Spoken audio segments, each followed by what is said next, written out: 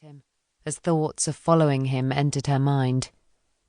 "Shouldn't you be at work by now, Mr. Garner?" James leant over her and kissed her forehead. "I was planning to take some time off and work from home, but seeing as you're not interested, I'd better get ready to go in." Jen stood on her tiptoes to return the kiss, brushing her lips across his as she pulled away, teasing him. "Sounds like you're fresh out of luck to me," she laughed.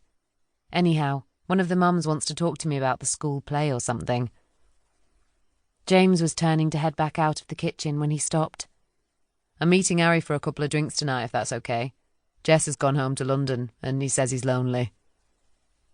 Jen rolled her eyes. She knew there would be a reason for his affection. "Just don't go getting yourself into any trouble, eh?" "I don't know what you mean." James responded with his knowing smile as he headed towards the stairs. "Melanie, give Alex the Cocoa Pops," Jen shouted, returning her attention to the scene playing out in front of her, and noticing them both still arguing over whose turn it was. "Right, come on, you two. Let's at least make an attempt at getting to school on time," she said as she cleared the surrounding table. With the kids dressed and packed into the car, Jen headed towards the school. The weather wasn't inspiring her, and she really needed to go out for a run once she'd dropped them off. It was cold, dark, and she wouldn't be surprised if it started raining before she made it home to change. As they stopped at a set of lights, she noticed Jess's pink Beetle pull up next to the car. Jen turned to wave as Jess looked straight through her. She'd been on a double date with Jess and Harry several times, and she'd always been met with the same frosty reception. Jess was a party girl, but Jen couldn't help but think that she seemed a little fake. The image Jess portrayed of herself was too perfect to be true. Jen made an effort for James's sake. After all, Harry was his best friend, and if she didn't, she would no doubt get left at home with the kids. Since the children started school, Jen had struggled to make friends with the other mums.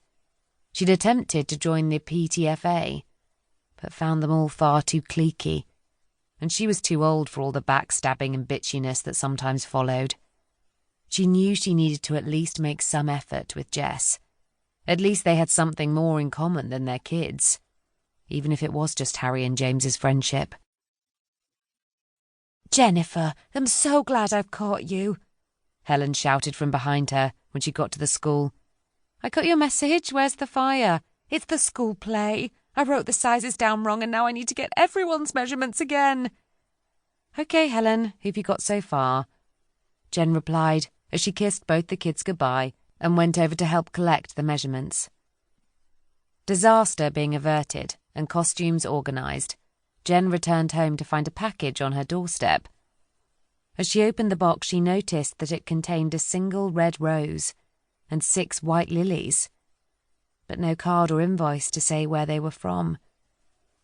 She inhaled their scent as she pondered the strange combination. Had they been left at the wrong house? It was unlikely they were from James. He wasn't one for buying flowers at the best of times. She placed them on the island in the middle of the kitchen. Switching on the kettle, she searched for a vase and her phone. Jen decided to settle for James's large drinking glass as a temporary home until she could locate a vase. She so rarely got flowers that the vases would no doubt be at the back of a cupboard somewhere. She located her phone just as the kettle boiled, then poured the hot water on the tea bag and sent a message to James. "Thanks for the flowers? ? Love you, Jay." She wouldn't get a reply until he was on his way home, given how busy he was at work. James was a technical manager for a big company, and there was always something or someone that needed fixing. She returned to her drink and held it with both hands, trying to harness some of its warmth. As she took a sip, her phone pinged. "What flowers?" "The plot thickens," she thought. She finished her drink and contemplated her morning run. She needed to make sure she was still on track with her training schedule for the race through the streets of Nottingham that was coming up. As she headed upstairs to change, her phone beeped again.